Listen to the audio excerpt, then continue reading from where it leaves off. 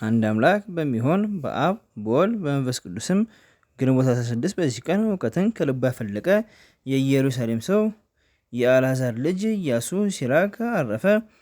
እርሱም በጥንት ትንቢቱ የባህር አሸዋን የዝናብ ጠብታን የዘመን ቁጥርን ማን ቆጠረ አለ። ከአብ ጋራ ስላለው አንድነት የጥበብ አኗኗር ከዓለም መፈጠር በፊት ነው። ለጥበብ መገኛዋ ለማን ተገለጠ? የጥበብ ምኩራንስ ማን አወቀ? በእግዚአብሔር ዙፋን ላይ የምትቀመጥ እጅግ የምታስፈራ ናት አለ። ሁለተኛም እኔ ከልዑል አፍ ወጥቼ ምድርን እንደ ጉም ሸፈንኋት፣ በሰማያትም ኖራለሁ። ዙፋኔንም በደመና ምሰሶ ላይ ዘረጋው። ብቻዬን በሰማይ ዳርቻ ዞርኩ፣ በውቅያኖስም ጥልቅ ውስጥ ማረፊያ የፈለግኩ፣ በባህር ውሃ ላይ ሁሉ ተመላለስኩ አለ። ስለ ወልደ እግዚአብሔር ሰው መሆንም እንዲህ አለ። ስለ እግዚአብሔር በያዕቆብ ዘንድ እደሪ፣ በእስራኤልም ወገን ተዋረሺ አለኝ አለች። ደግሞ ስለ መድኃኒታችን ሞትና ስለ አይሁድ መጥፋት በወጥመዱ ይጠመዳሉ፣ የመሞቻቸውንም ጊዜ ሳይደርስ ይሰጥማሉ አለ። ስለ ንስሐና ከንስሐ በኋላ ኃጢአት ስለመመለስ እንዲህ አለ። ከታጠቡ በኋላ ቆሻሻን መዳሰስ ምን ይጠቅማል? ደግሞ ስለ ቤተክርስቲያን መታነጽና ስለ ሕዝቡ እንዲህ አለ። አቤቱ በስምህ የተጠሩና በበረከት ያባዛሃቸውን ወገኖችን ይቅር በል። መመስገኛና ማደሪያ የሆነች ሀገርህ ኢየሩሳሌም ይቅር በል። የቃልህንም በረከት በጽዮን በልጆቿ ላይ ምላ። ስለ ሹማምንትና ስለ ሰባቱ ማዕረጋት ሲናገር እንዲህ አለ። ሰባቱ ኃይሎች የተቀበለች የሰው ሰውነት ጉበኛ ናት። ከዚህ ሁሉ ጋራ መንገድን ያቀናልህ ዘንድ ወደ ልዑል እግዚአብሔር ጸልይ። ስለ ጻድቃንም እንዲህ አለ። የጻድቃን ልጆች በዱር ጠል የዱር አበባ እንዲያብብ እንዲሁ ብቀሉ አብቡም፣ እንደ ሊባኖስ መዓዛ መዓዛችሁ እንዲህ የጣፈጠ ይሁን። ዳግመኛም የእግዚአብሔርን ስራ ሲያስብ እንዲህ አለ። የሰማይን ንጽሕናውን እና ጽናቱን ብርሃኑንም ያሳይ ዘንድ በሰማይ ገጽ ላይ ፀሐይን መውጣቱን በቀትር ጊዜ አገሩን ማቃጠሉን አስቦ እንደ ምድጃ እሳት የሚነድ ላቦቱን ማን ይቃወመዋል? የፀሐይ ዋይ ሶስተኛውም ተራሮች ያቃጥላቸዋል፣ ከእርሱም የእሳት ወላፈን ይወጣል አለ።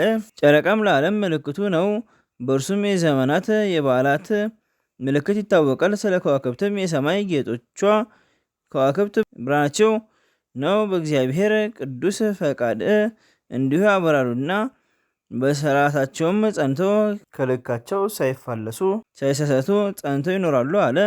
ስለ ቀስተ ደመናም ተናገረ። ቀስቱን አየው፣ ፈጣሪንም አከበረ። ብርሃኑ መልካም ነውና የልዑል ስልጣንም ያዘጋጀዋል። ስለ በረድና መብረቅም ተናገረ። ስለ እርሱ ትእዛዝም በረድ ይዘንማል፣ በቃሉም መብረቅ ይፈጥናል። ደመናትም እንደ ዋፍ ይበራሉ፣ ነፋስም በእርሱ ፍቃድ ይነፍሳል። የነጎድጓድም ድምፅና ብልጭልጭታው ምድርን ያስፈራታል። አውሎውና ውርጩ ነፍስን ያስጨንቃታል። ሰማይን እንደ ብረት ልብስ የሚሸፍነው እንደ ስለታም የብርጭቆ ስባሪ ይብለጨላጫል አለ። ስለ ዝናብም ተናገረ። ዝናብ የወረደ እንደሆነ ምድር ደስ ይላታል፣ በትእዛዙም ባህር ይደርቃል አለ።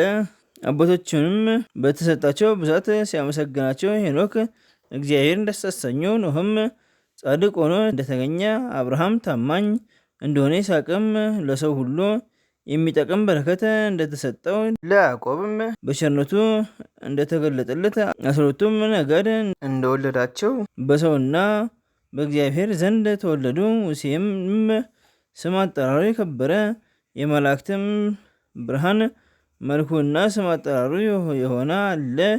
ወንድሙም አሮንንም የዘላለም ሕግን እንደተሰራለት በልብሰ ተክህኖ በወርቅ አክሊል እንዳስደነቀው አለ። ሹመቱ 3 የሚሆን የአልዓዛር ልጅ ፊናስን ወሰደ። የነዌ ልጅ ኢያሱን ለእስራኤል ልጆች የርስታቸው ምድር እንዳወረሳቸው እጁንም ባነሳ ጊዜ እንደተመሰገነ፣ ሳሙኤልንም በእግዚአብሔር ዘንድ የተወደደ እንደሆነ፣ ናታንም በዳዊት ዘመን ትንቢት እንደተናገረ ዳዊትንም ታናሽ ሆኖ ሳለ አርበኛውን ጎልያድን እንደገደለው አመስግኖታል። ሰሎሞንንም በሰላም ወራት እንደነገሰ፣ ኤልያስንም ሙት እንዳስነሳ፣ እሳትንም ከሰማይ እንዳወረደ፣ ራሱም በእሳት ሰረገላና በእሳት ፈረሶች እንዳረገ፣ ኤልሳዕንም በዘመኑ ጣቶች እንዳስደነገጡት 2 ሙታኖችንም እንዳስነሳ፣ አንዱ በሕይወት ሳለ አንዱ ከሞት በኋላ፣ ሕዝቅያስንም ሀገሩን አጽንቶ እንደጠበቀ፣ የፋርስ ሰራዊትን በጸሎት አጥፍቶ ስለ ሀገራቸው ጽዮን የሚያለቅሱትን ደስ እንዳሰኛቸው፣ ርኩሰትንና ኃጢአትንም እንዳስወገደ፣ ኢዮስያስንም የኢዮስያስ ስም አጠራሩ መልካም ነው እንዳለው፣ ኤርሚያስንም ከእናቱ ማፀን ጀምሮ እንዳከበረው፣ ሕዝቅኤልንም የእግዚአብሔርን ጌትነቱን እንዳየ፣ ዘሩባቤልንም በቀኝ እጅ እንዳለ ከቲም ቀለበት ነው እንዳለ፣ 12ቱ ነቢያትንም በየቦታቸው አጽማቸው እንደሚለመልም፣ ሆሴዕና ነህምያንም የወደቀች ቅርጽ አንስተው ጠቃሚ ስራ እንደሰሩ፣ ዮሴፍንም እርሱን የመሰለ ደግ ሰው እንዳልተወለደ፣ ኖህንና ሴምንም ክብራቸው ከሰው ሁሉ እንደሚበልጥ፣ አዳምንም በፍጥረት ሁሉ ላይ ንጉሥ እንደሆነ፣ ሰሞንም በዘመኑ ቤተ መቅደስ እንደታነጸ፣ በሕዝቡ ከምርኮ መመለስ እንደተመሰገነ፣ በመጽሐፍ መጨረሻ ከሁሉ ቦታ ታላላቅ ስራ የሚሰራና እድሜያችንን የሚያስረዝም እግዚአብሔር አምላክን አመስግኑት አለ። ይህንም ተናግሮ በፍቅር በአንድነት አረፈ። ለእግዚአብሔር ምስጋና ይሁን፣ በረከቱም ከኛ ጋር ትኑር ለዘላለሙ አሜን።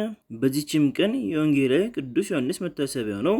በእስያና በኤፌሶን በዙሪያቸው ባሉ ሀገሮች ሁሉ ስለ መስበኩ ከባህር በመስጠምም ወደ ፈጣሪያቸው እግዚአብሔር እስከ መለሳቸው የክብር ባለቤት ጌታችን በእጆቹ ላይ የሚያደርገውን ታምራት ትምህርቶቹንም ከሰይጣን ወጥመድ እስከ አዳናቸው ድረስ ጣዖታትን ከሚያመልኩ ከክፉ ሰዎች ስለደረሰበት መከራ ነው። በሸመገለም ጊዜ ወንጌልን ጻፈላቸው። 3ቱን ወንጌላውያን ያስቀሩትን እስከሚጽፍ መንፈስ ቅዱስ አነሳስቶታልና፣ የወልድንም አኗኗሩንና ሰው መሆኑን ዓለም የማይወስነውንም ታምራቱን፣ ከዚህ በኋላም ወደ ሰማይ እንደወጣና በሰማይ የሚኖሩ የመላእክትን ሰራዊት ስራታቸውን አይቶ አቡ ቀለምሲስ የሚባለውን ጻፈ።